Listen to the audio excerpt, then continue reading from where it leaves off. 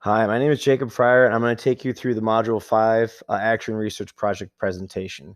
So the problem that I addressed in my Action Research Project was focusing on the analyzation of primary documents and sources in social classrooms, and then taking that analyzation and connecting it to improve reading scores on standardized tests such as the ACT and SAT. The research questions, the two that I had are what are some effective and important skills to better analyze primary documents and sources. The main one in terms of the action research was what is the correlation between standardized test scores and analyzing primary documents and sources.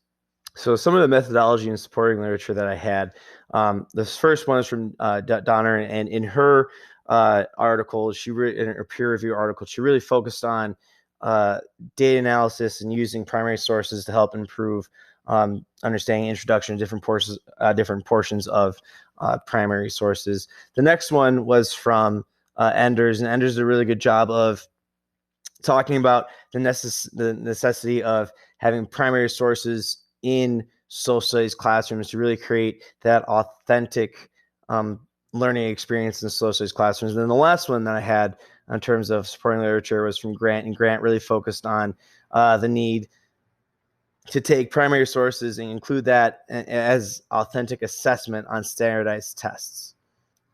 So the data collection plan that I have in terms of methodology is first a pre-test and post-test of retired SAT, ACT readings. This would be quantitative data.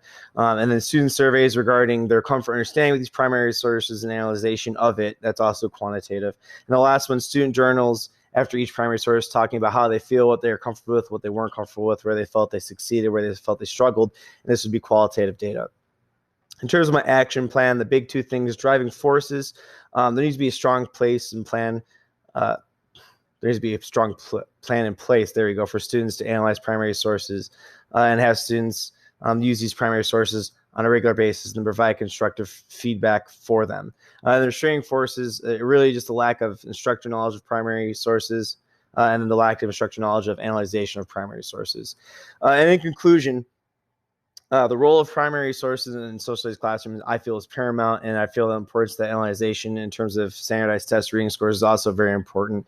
One thing that I found is that you really need to put some thought and process into this for finding peer-reviewed journals that fit well and provide decent data for you to go off of when it comes to your action research.